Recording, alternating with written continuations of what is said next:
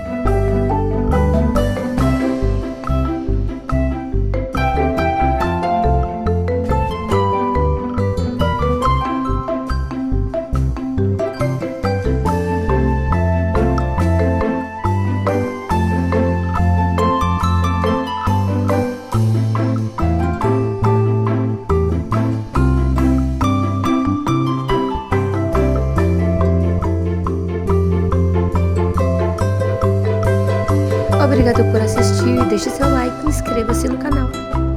Thank you for watching.